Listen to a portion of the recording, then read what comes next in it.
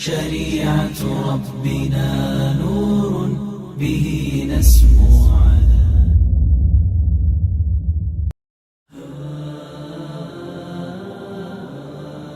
Welcome to the first episode of the Did You Know historical project. In this episode we will be talking about the recent developments about the Afghan Taliban. As we all know, the Taliban has gone through some major dramatic changes ever since the death of Mullah Omar, but the question is, how far has the organization gone into disbelief? There are 4 main points. We will explain them step by step. Number 1. Nationalism. Pashtun nationalism has always been the symbol of Taliban ideology. On 18th of August 2017, the Taliban officially released a statement celebrating the Afghan Independence Day. Even before the death of Mullah Omar, Afghan nationalism, mainly Pashtun nationalism, was strictly rooted in the ideology of the Taliban.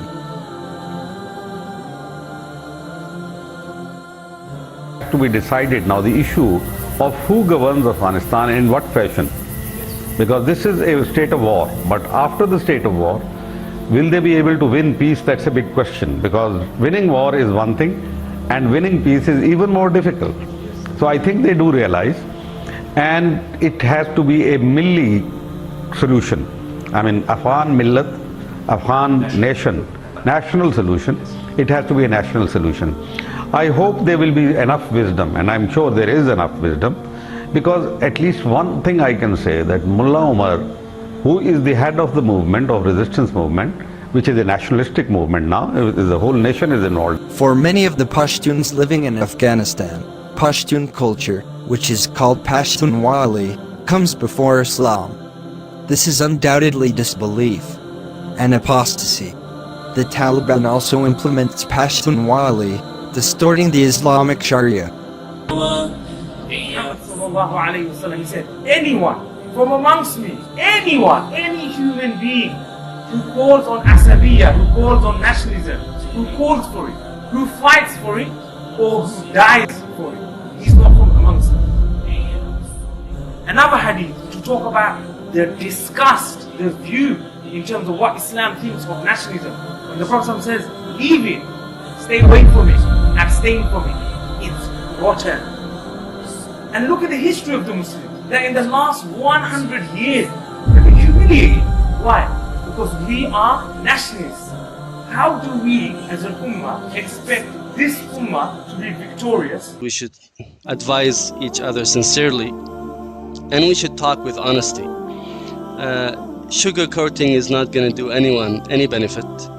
So if we want to change our situation, we really need to sit down and think about it and decide what the illness is, what the symptoms are, and how to cure it. We need to get over the diseases of nationalism, tribalism, different ethnicities, different languages that may lead to differences among us, when in reality they should be a reason for our strength as an ummah. Number 2. Recognizing the Shia as Muslims. In June 2013, the Taliban sent a delegation to Iran to attend a so-called Islamic conference. They even called Shiite Iran as an Islamic republic in their official statement. The Taliban visited Iran again in 2015 as well, seeking funds to fight the Islamic State.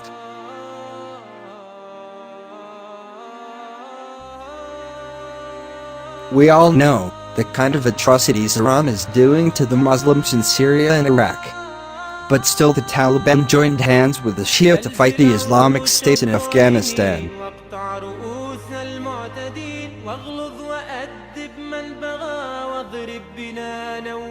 Not just Iran, Russia and the apostate government of Pakistan is also funding and arming the Taliban.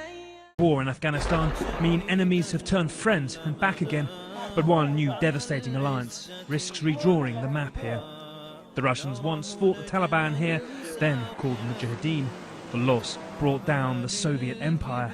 But now, Moscow may actually be arming their old enemies, the Taliban, according to American and Afghan officials, bolstered by exclusive images obtained by CNN. This is a breakaway Taliban group in the West with what they say are Russian government-supplied weapons they've seized from a mainstream Taliban group they defeated. These were given to the fighters of Mullah Haibatullah by the Russians via Iran, he says. The Russians are giving them these weapons to fight ISIS in Afghanistan, but they're using them against us too.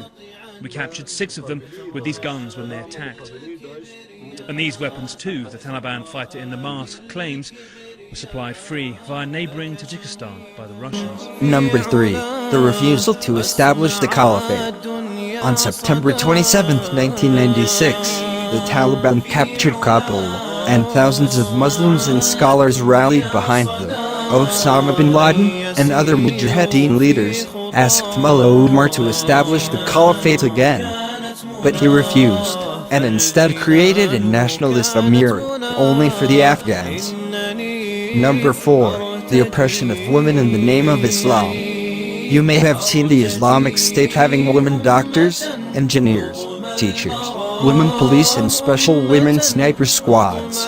But the Taliban are known to be tribal and backward, but when it comes to women it is far more worse. Education was prohibited for women. Teaching worldly studies such as mathematics and science were banned. So was the television. All this were done under the name of Islam and jihad. Only recently did the Taliban authorities allow women to study. There are many more things that needs to be spoken about, but we will cover them in the future. To conclude the episode, you need to know one thing. If you are not an Afghan, the Taliban does not represent you.